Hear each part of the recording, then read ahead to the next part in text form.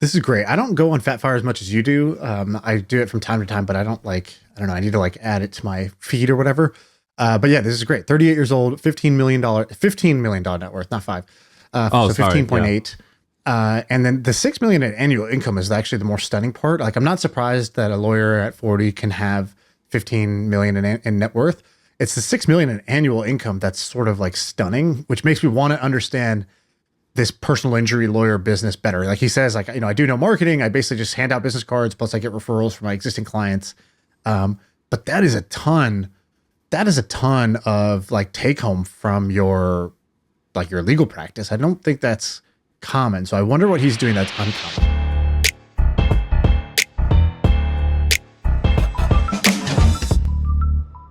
Dude, all right. I have Wow.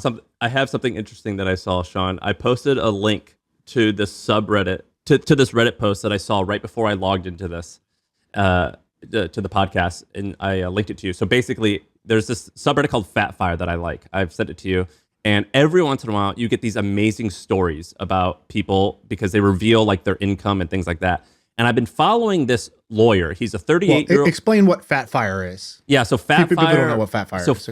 FIRE stands for Financially Independent Retired Early. Traditionally, it's like a movement of people who want to save like $500,000 to $1 million and live off of like $30 or $40,000 a year. That's not exactly what it means, but that's like traditionally like what the stereotype. Fat Fire means you want to retire in early and be financially independent, but you want to be doing it fat. So you want to save like $20 million or something like that. So you want to start a company, sell it, and retire.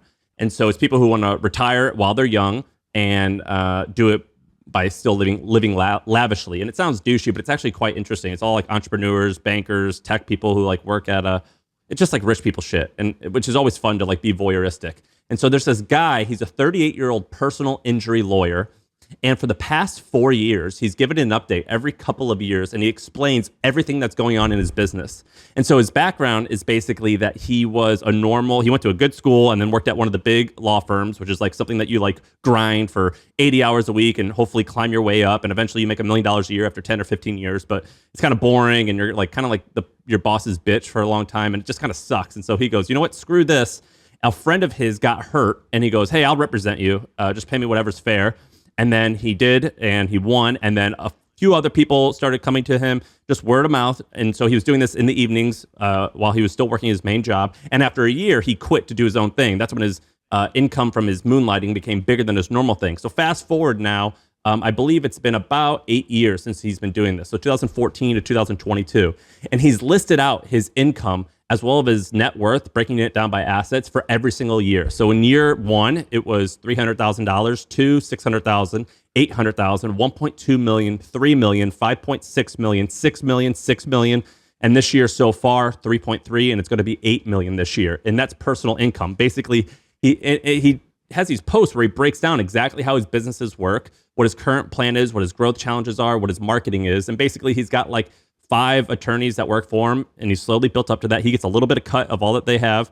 They have 300 cases that they do a year.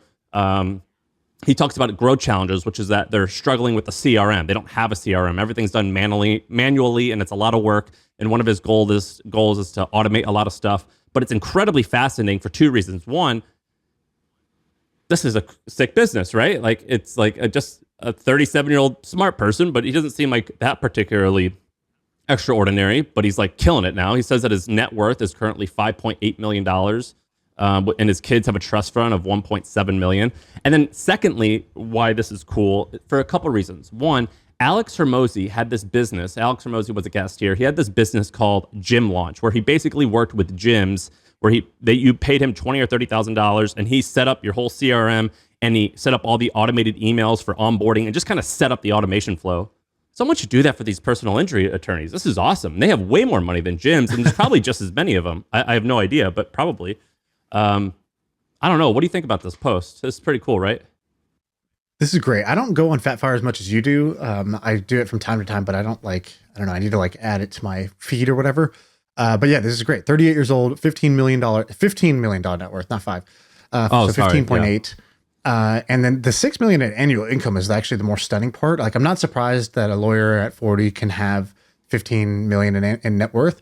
it's the 6 million in annual income that's sort of like stunning, which makes me want to understand this personal injury lawyer business better. Like he says, like, I do no marketing. I basically just hand out business cards. Plus I get referrals from my existing clients. But that is a ton of like take home from your legal practice. I don't think that's common. So I wonder what he's doing that's uncommon. Like he talks about, look, these cases basically like, it's not about more cases. Like 300 cases could end up being worth more than 3,000 cases because you get paid based on the outcome, the profits of the cases. But man, isn't I think kind of weird. Like, no, I don't surprising? think that's so. This guy's in Southern California, so maybe he's in San Diego. So it's a pretty big city. But I think if you look at the top 20 cities in America, if you look at the billboards, it's always personal injury lawyers. And there's this one guy in Austin. And Austin's like a top 15 city, maybe.